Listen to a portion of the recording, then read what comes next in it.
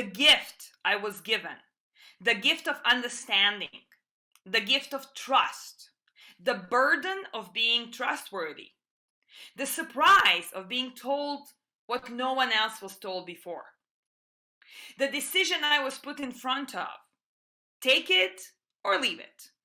I am not yours. I am not anyone's. Other people claim me. Others fight over me. You are chosen. You call first dibs. Was it the fact that I liked? Was it the fact that you, of all people, were open, honest, and respectful? Was it the attention? Was it similar experiences? I want mutual experiences, yet I don't want shared experiences. I didn't mind sharing your with your wife and other girlfriends. I don't mind sharing your mind with dozens of your students. I want your soul just for me. I need your soul because mine is bare. Mine is shivering, barely alive. Mine needs a rope. It needs a fort. It needs salvage. Can you salvage me? No one can fix me. I don't need fixing. I need a refuge. I need armed guards armed with mulled wine. I am wobbly. I am stumbling. Can you push my shoulder blades up when I'm about to fall? Can you pull my knees from the mud? Help me walk. Can you clean my wounds and dress them? Can you nurse me till I can hold my weapon again? This war. I want to kiss you in the middle of the square. I want to dance with you at a concert. I want to slip my hand into my panties in the top row of the auditorium behind all your nerdy students and drift into oblivion as I watch your sexy mouth open and close, not listening anymore to the boring things you say, just remembering how you open and close them around my nipples. I want everyone to know. I want everyone to see. I want everyone to envy me. It's my time. I finally got laid. Again and again and again. And tomorrow, probably again. By this brilliant, inquisitive, respectful mind. By this old, yet still easily hard and persistent. By this strong, yet at the point of breakage man who closes his eyes when he yet opens them when he sucks. I don't want to hide. Sorry, I cannot hide. I could not hide my passion, my anger, my sorrow if I wanted to. I want to belong to you. I know you cannot belong to me. You belong to someone else. Had we met sooner, would we have been the same people that we now want so badly to own and to submit to completely? You say a woman as beautiful as you deserves to be the right way. You say you'll slap my big fat yearning ass only if I want you to. I have not put makeup for anyone for 3 years. I have not been so excited for wearing a décolleté in centuries. There is no solution to this puzzle. It will remain convoluted. Oh, the bane of human existence. Our instincts clash with our morals. Our desires combat our obligations. I will remain here, wanting you, wanting the things you have no capacity to give. You are already gone with a memory instead of a commitment. Our worlds should have never collided. But if they didn't, how could we have created the bang after bang after bang, exhausted, bare, and vulnerable? How would we have created a new energy for a new life? Not the life of another human, Plan B took care of it, thankfully, but the life for a memory and lasting desire that now replicates and can be gifted appropriately in holiday season to other people we cannot own, dare not submit to, and don't want to hide with. Thank you. Okay, I'll do something completely different. This is one I wrote yesterday, so it's probably needs some tweaking, and I didn't know how prophetic it was going to be. This is called Winter is on its way. Winter is on its way again, held back, I fear, solely by the ferocity of the wind. The season made early forays in some short-lived appearances, but reality is about to set in. Despite my years, I've not yet reached a state of equanimity, of being content with things as they are, of not desiring something other. My heart whispers, hey, you know this. Winter is the time of slowing down, of rest and restoration, of gestation of the new. But my mind, with memory its sidekick, is louder voiced, proclaiming, hey, you know this. Winter's a time of darkness, of ice and snow and bitter cold, when driving is a risk and just leaving home can be torture. My mind seems to like the worst case scenario. And usually I listen to my mind, ignoring my heart's wisdom, refusing its harder but better way. And so I say once more, with deep regret, winter is on its way again. Your poem reminded me of in 2013, I think it was, um, about this time of the year, I started feeling really like, oh, it's gonna be a long winter. And I started painting that year, and it just changed my life so completely. So I'm I'm hoping that studying abstract painting a little bit more will do it for me this winter, but hasn't happened yet. Anyway, okay. The poem I'd like to read is a longish one tonight for me. It's called Freedom's Just Another Word. Freedom's just another word unless we claim its truth and grow it in every cell of our bodies, in every neuron of our brains, every corner of our souls. Remember those famous words from the U.S. Declaration of Independence? We hold these truths to be self-evident, that all men are created equal, that they are endowed by their Creator with certain unalienable rights, that among these are life, liberty, and the pursuit of happiness. And do you also remember that many of the same men who wrote that owned other human beings as slaves?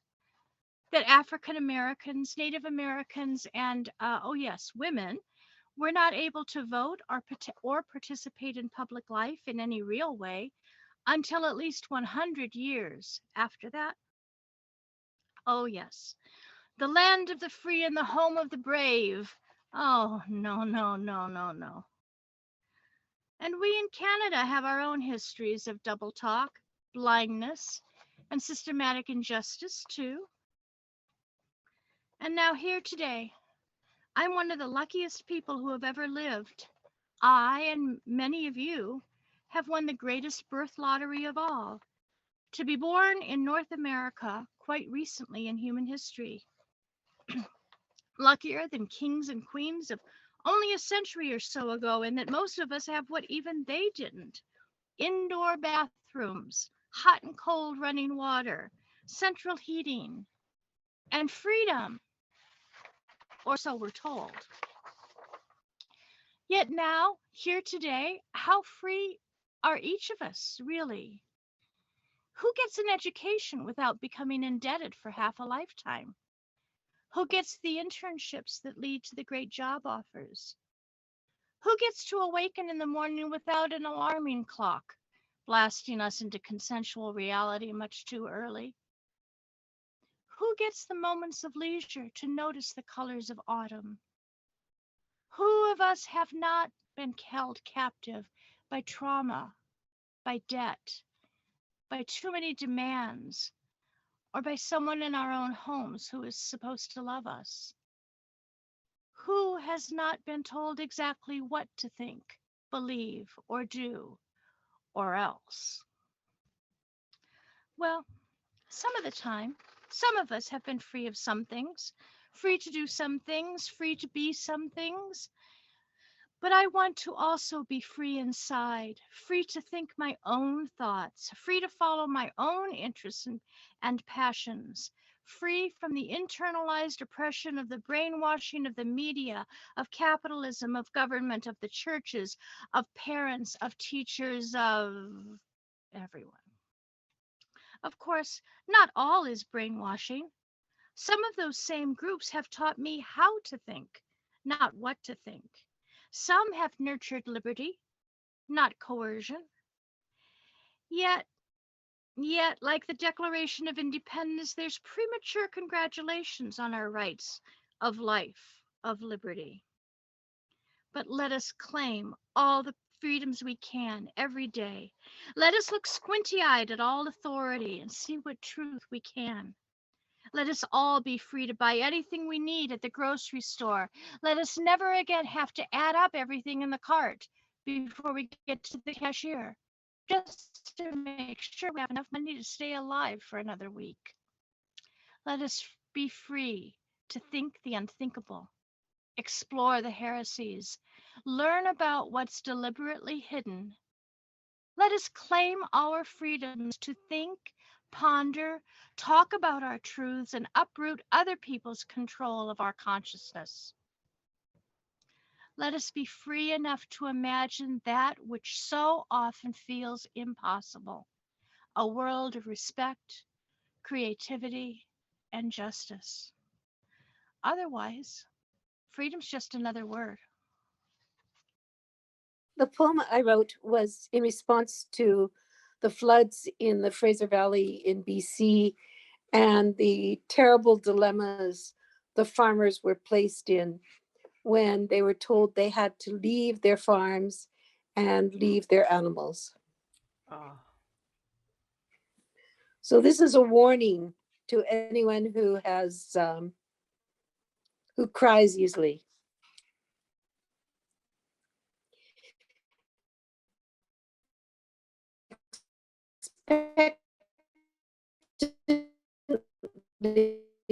Without for them again.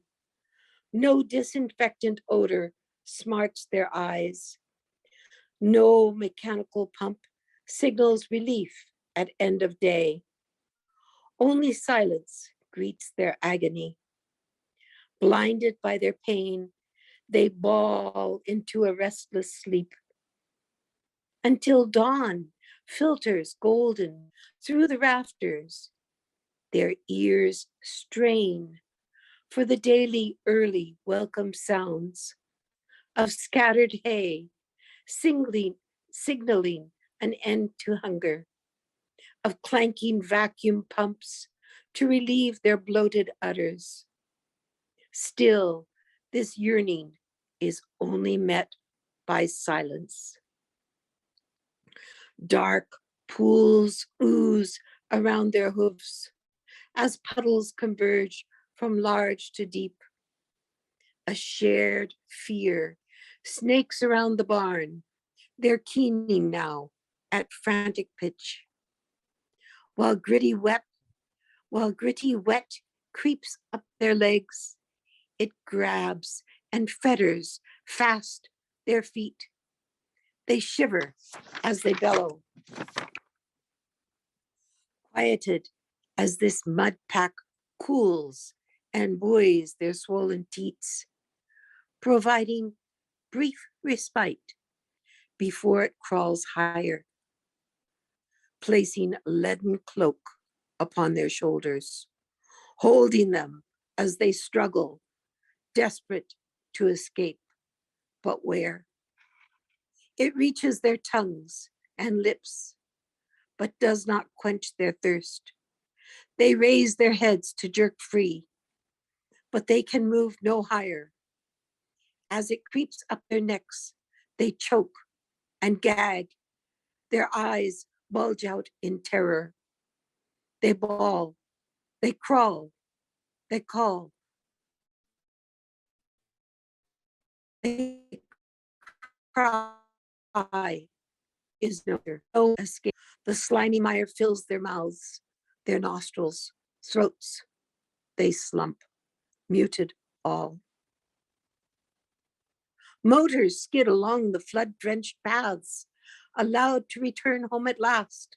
Farmers turn off their engines and strain to hear their silent herds.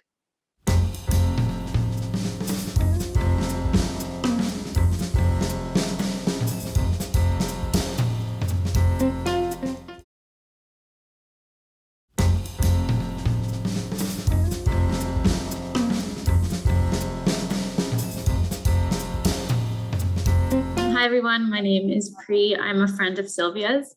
I am in my second year of my master's program at the University of Lethbridge. I'm a scientist by day and I guess an artist by night. So in my spare time, I used to write more poetry, not really these days. Hopefully this will get me back into it, but here I am. Thank you. Great, take it away, Pri. Thank you. None of my poems have titles. They're kind of just numbered, except I deleted the numbers. So this one's just going to be called Untitled, as will the next one and the one after that. And thank you for listening.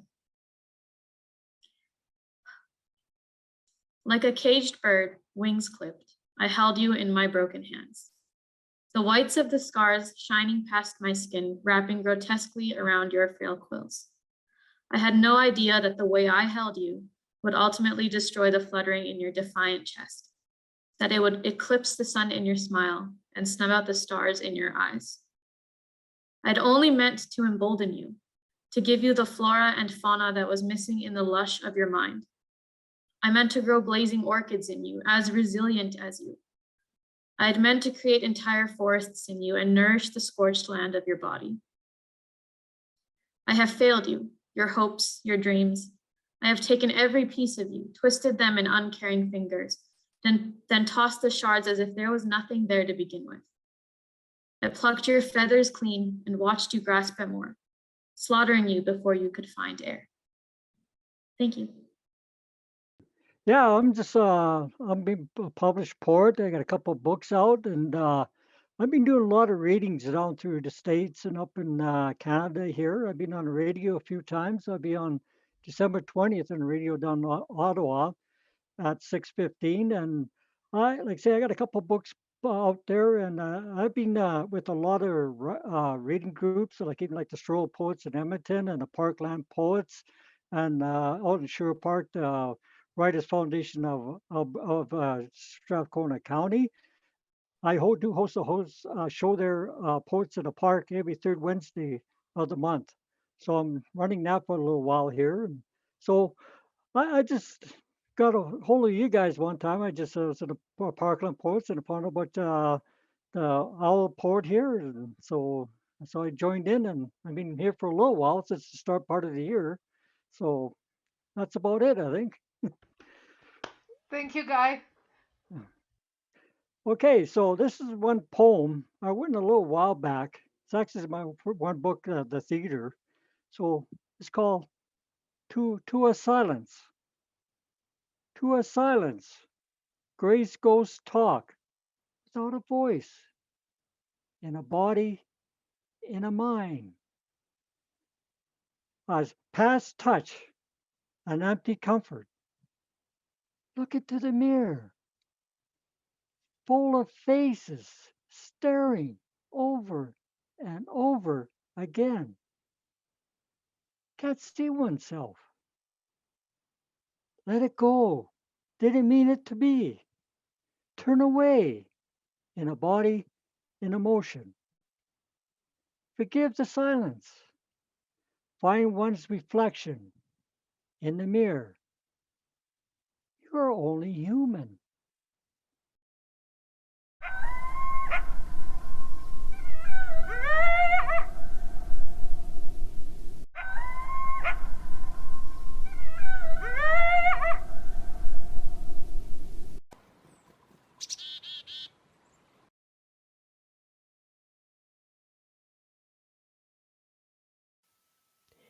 It was the land. No one knew the evil men could do behind closed doors. No one spoke of it. No one said sorry.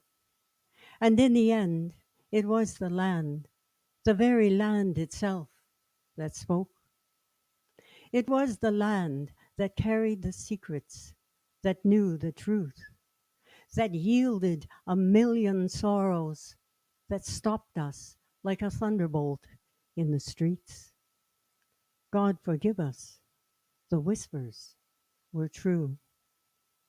It was the land that spoke for thousands, denied a life, denied a family, denied a mother tongue.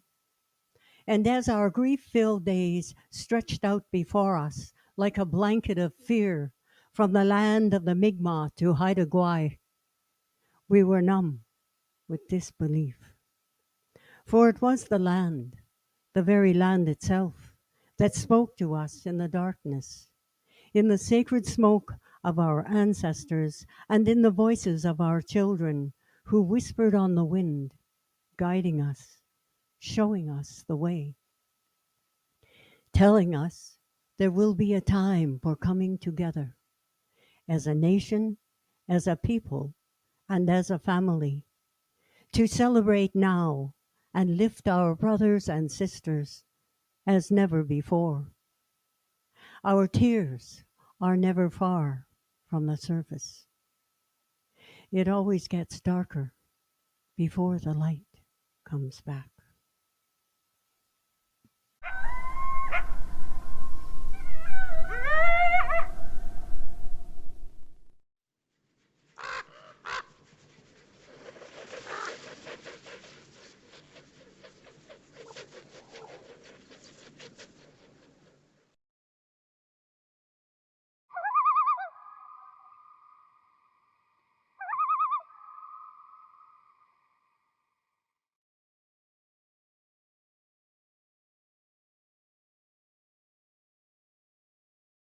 This one is an old one that I haven't read in a long time. It's called Preparation. And it is reminiscent of the BC coast that we just talked about. First, the sun will scorch it. Exposed to dry heat, the tissue will disintegrate. In boiling water, the bonds, once so strong, will break. A steel claw will scrape, cut through, and pick out any remains of a being. A caustic chemical will ensure that any dark matter is dissolved into whiteness. Now, when it's lost all its life, you can start to pamper it. Now wipe it gently as if it can feel. Enrobe it in something mineral, unnatural, twisted. Embalmed, leave it on a high pedestal for everyone to admire. And that is how you clean a seashell. Thank you. This one I wrote on Remembrance Day. A dear friend of ours, some of us know her, lost her son on Remembrance Day. So I wrote this. It's called Death and Loss. A dear friend lost her son today. By loss, of course, I mean he died. Ironically, in fate's morbid time scheme, today is Remembrance Day, a day when we recall the deaths of so many, death and such incalculable loss. It is a day meant for grief, mourning, and remembering. I've sometimes scoffed when people say they lost someone when what they mean is death. It's much like saying, I'm so sorry when someone dies. I said this to my aunt-in-law when her husband died, and she burst out with, why? You didn't kill him. It just goes to show how truly inadequate our language is when faced with life's immensities. There simply are no words appropriate. But in reality, using lost to mean he died is not so bad a euphemism after all, For death does accompany such dreadful loss, loss of opportunity, loss of any chance for things to mend, and above all, loss of hope, of time and space for hugs, for sharing of a joke or juicy bit of news, and loss of one to share the memories. And so, with heavy heart, I say again, today, a dear friend lost her son. I tried to find a space among you, between you, with you, over and over. I changed my step, my swagger, my voice, my hair, my very perception of self. Unbeknownst to me, your hazing was simply that, hazing, clouding my judgment, masking your inevitable rejection. Years later, I realized my complicity in the erasure of who I was, but I've also considered you, your place in all this. Maybe you rejected me because the sun chooses to leave her blessings on my skin and burns yours. Maybe all it ever was a case of mistaken envy. Okay, this is a new one. I just read this summertime. It's brand new. I've written quite a bit this summer, a lot of poems, but this is one of them. It's called An Empty Space. A day in the back, a kid standing in the field, feet healed, sinking in a bare canvas, hands on the head, blind to the edge, dry to the bone as to one's alone. Afternoon hush, still in the mountains, foot drags about of thoughts far away.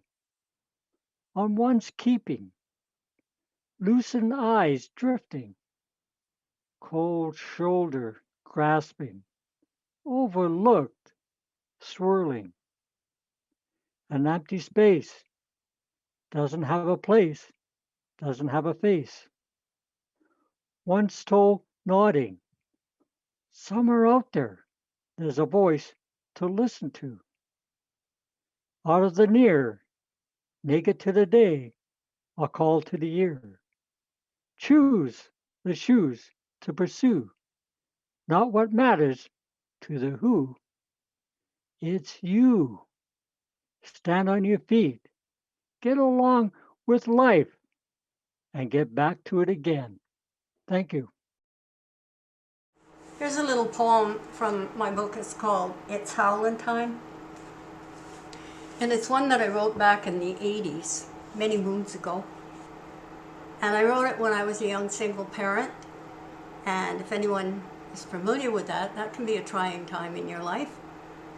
And Daniel David Moses, he's was a well-known Canadian poet. And he once told me, you know, you never know where you're going to find a poem. And he told me he found one in the garbage one time. Well, I found this one in the freezer. Daniel David Moses passed away this past year, and he was a great friend. It's called Poem for Breakfast. Well, there was nothing else around because my kid ate the last of the Eggos. Just this poem, looking stale and smelling of whiteout. So I tasted the first line, not expecting much, just kind of noshing away iambically, rolling vowels around. Chipped an eye tooth, crunching a comma, nearly spit out a bitter word somewhere in the second verse. But what the hell do you do with the leftovers? Like, who needs a one-word poem? Well, the thing didn't even rhyme, but you know, it wasn't half bad. Could have used a shot of salt. Maybe I should have baked it or something, but I'm no hell in the kitchen. So anyway, I felt pretty good polishing off the last verse. Hey, maybe I could even start up a little bistro. Call it PJ's International House of Poetry. You know, serve up a little Ezra pound cake, Ferlinghetti spaghetti, Carl Sandburgers, Blake Alaska, PJ nightcaps. God, there's just no end to this. I can't believe how delicious this poem is turning out. Maybe I'll just taste the first line.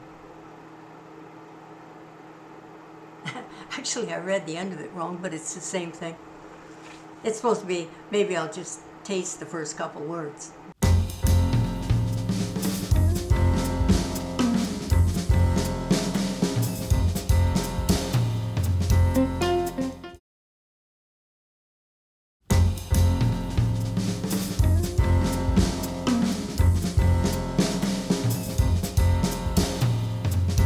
My name's Kim Siever. I've been writing poetry for a very long time, since I was in high school, but like not regularly, just off and on. I prefer rhyming poetry. I just really enjoy the constraints that meter and rhyming bring to me. And I find that it forces me to really look at the visuals, to really focus on the visuals that I'm trying to portray in my poetry. So I generally focus on rhyming poetry. I've been in Lethbridge for 23 years and raised our 6 children here. 2 of them are grown and no longer live at home. And I had planned only one poem, but I think I could figure out another poem as well. So my first poem is called Mother to the Stars. And it goes, with silver arms and midnight hands, she pulled in outstretched reach, the lapping waves and hushed surf to bear the hidden beach. Deep from the sand, she formed a star and raised it to her breast and nursed it dear and tenderly, just as she had the rest. She helped it grow under her touch, with wisdom she did guide. Each stage of growth, each mature phase filled her with love inside. The time had come, it always has, for her to say goodbye. Reluctantly, she held her babe, then perched it in the sky. And then my second poem is Silent Descent. Thank you. So my second poem is Silent Descent. Leaves are turning brown, red and yellow too, falling from their perch, exiting from view. Touch upon the soil, lie without a sound. Through the rain and snow, turn into the ground. Flakes depart the clouds, icy arms extend, float through quiet air, silently descend. Land on leaf and blade or the city street. Final moment now, melt in mild heat. During the Pursuit of Excellent Training, September 29, 2013, Nanaimo, BC, Canada. Kind words you spoke when your eyes met mine, and the memories of past faded into the misty sky. The unspoken messages we sent each other, trying hard not to cross the invisible line. The gentle touch on my tired shoulder as you worked through the tight, sore muscles. You touched something more, something deep inside my soul, when you unraveled your gift and received mine in grace. When we felt our strength, when we felt our blessings, when we felt united by the excellence we never knew. Queen of Hearts. The white, the empty, the glaring. Not all voids need to be filled.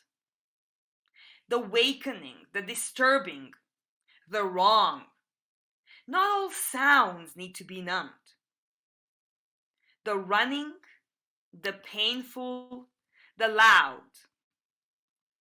Not all tears need to be wiped. The angry, the threatening, the converting. Not all wars need to be won. The luring, the deceitful, oh, but the sweet. Not all lovers need to be executed once they have inseminated me. Thank you.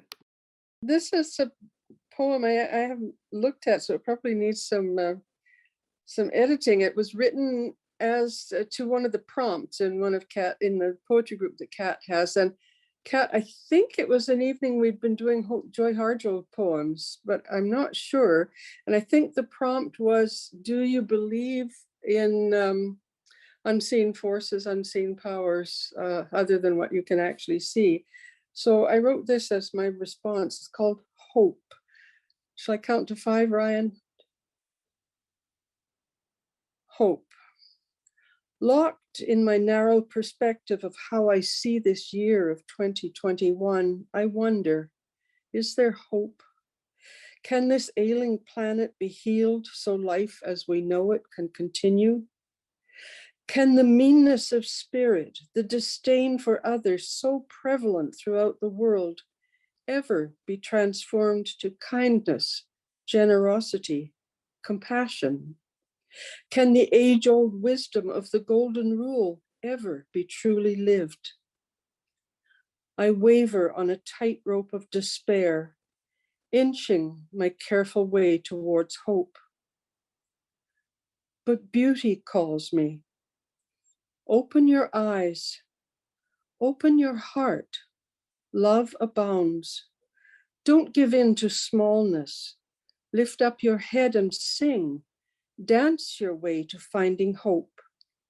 Everything is not as you think. Other dimensions, other forces, other powers stand by. Breathe in trust. Breathe in hope. Breathe in faith that love knows all, that love decrees that all shall be well. All shall be well. I originally wrote this poem because I found out an ex-partner of mine was cheating on me. But then I reworked this poem. So yeah, here we go. She is the cool side of the pillow, all comfort and sweet syncope. She is a tall glass of water, soothing the pinpricks in your throat. She is a slice of warm apple pie, doused in vanilla ice cream. She is breathing into freezing hands and laughing at the clouds of frozen breath. She is the one. She is tresses of burnt amber, ribbons of hot honey. She is like licking frosting off of fingers, like cocoa on a winter's day.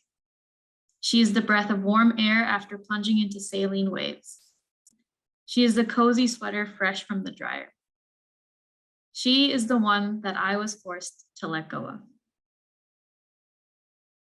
Dreamers. In the eyes of dreamers, life isn't what it is. My second one, other side. Love never dies, even on the other side. Thank you.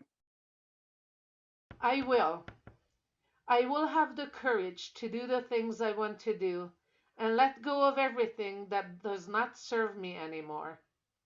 I will have the courage to open my heart and let kindness in and care for those around me in need. I will have the courage to love, to be loved, and see the beauty that surrounds me. I will have the courage to ask for what I need and believe that I deserve to achieve those dreams. I will have the courage to be kind to everyone, no matter if they are black or white.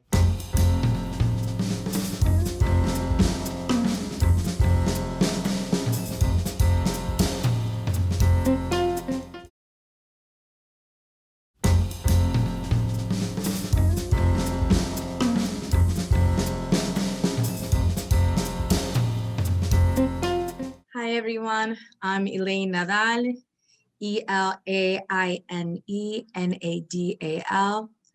I will read Stay Silent, and it has a brief intro.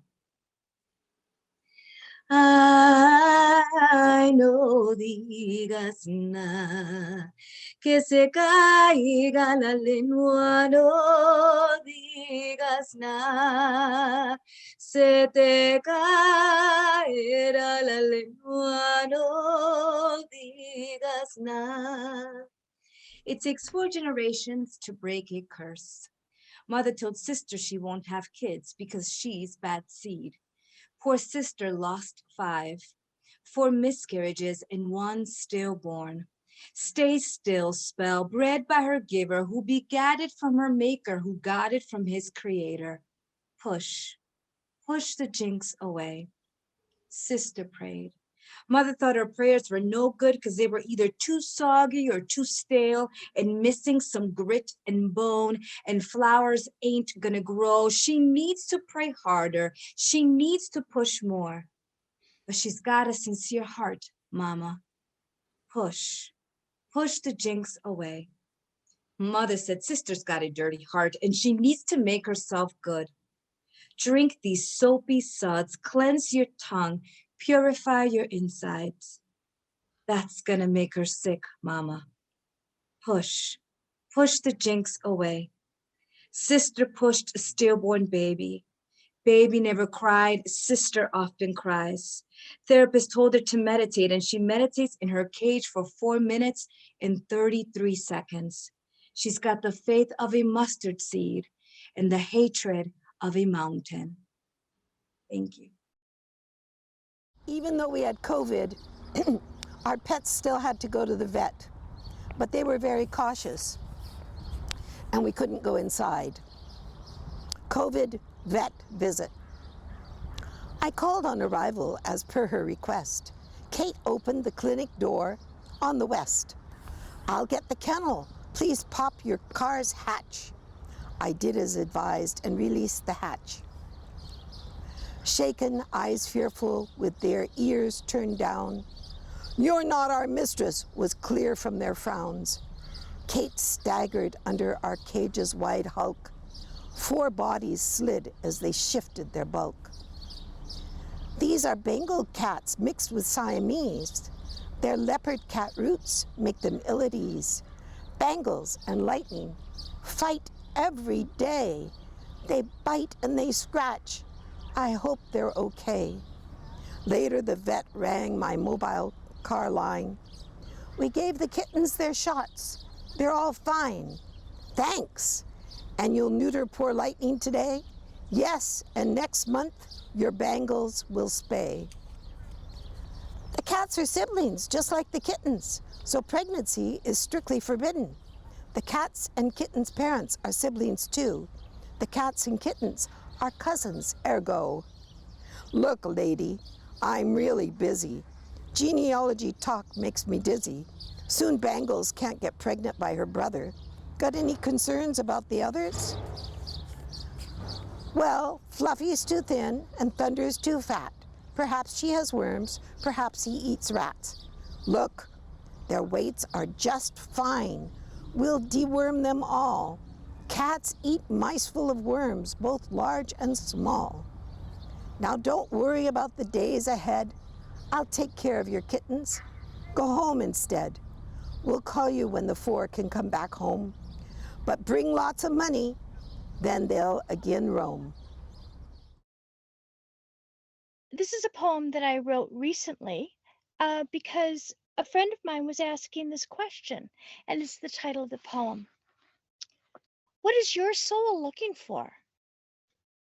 Well, today, mine is hungry for a life full of late September days of golden slanted light and turquoise blue skies. My soul is hungry for spaciousness, like when the forestry road climbing the slope opens onto full prairie, nothing dotting the sky for at least 100 miles. My soul is hungry to be held in the arms of the forest, too, that nursery of life, nursery of a plethora of forms. My soul is hungry for the quiet of silence, that black velvet of possibility within blinding fullness. My soul is hungry for the abundance, the generosity of leaves and fruit, countless, plenty, that surrender themselves to all who hunger. What we need is often right around us, I remind myself. My soul is hungry to be this abundance too, to be plenty, and to surrender it all whenever needed. My soul longs to know you, to be with you even longer than the decades we've known, to know your mystery and depths, reminder of all the mysteries right around us. My soul is hungry, and my soul is satisfied. Done.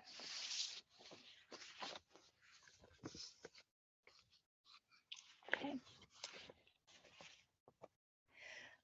So this poem I wrote a couple of years ago, but I haven't read it very much. So it's from the point of view of a bee, and it's a meditation on that phrase, busy as a bee. And the bee says, and you guys say, we're busy? Busy as a bee, you say? Congratulating yourselves on all your running around, spinning your wheels, living lives of not so quiet desperation? I am a bee, but I'm not busy.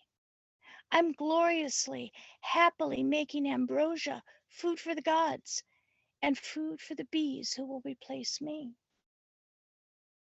If my honey is good enough for the gods, it's good enough for the baby bees. Liquid sunshine, light in the dark. Y'all make so much noise blathering away. When you're not yelling at each other, you're agreeing loudly, only with the people who think the same things as you do. But I get to dance my words, letting my hive mates know where the best pollen is by my midair movement.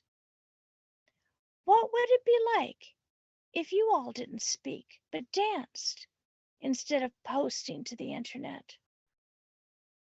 My days are full, not busy, happy, not frantic. I don't go looking for a fight. You know, maybe you wouldn't either, if, like me, when you unfurl your weapon, it cost you your life too. Come, be as happy as a bee, as beautiful as a bee, but busy as a bee, never. That brings me to my thank you notes. Thanks to Ryan from Shaw Spotlight for recording our event and for editing it, broadcasting it, and posting it on YouTube. Ryan, I don't know if you saw, Kat gave you a big heart. Don't let Cynthia see that. Thank you to Silvia for being our wonderful Zoom host. Thanks to all the poets for participating. Thank you to Shaw Spotlight audiences for watching our program. See you next time on December 22nd at 7 o'clock live at the Owl if the new COVID crisis is over. Otherwise, we will meet here on Zoom again. And you will find all the information about us in the chat. I hope you saved what you needed. Please find us on Facebook at Tell It Like It Is Poets. And if you read your poem for the first time, you can also join. And if you haven't joined, you can also join the group called Owl Poets. And with that, I would like to say good night, everybody. Thank you for being here.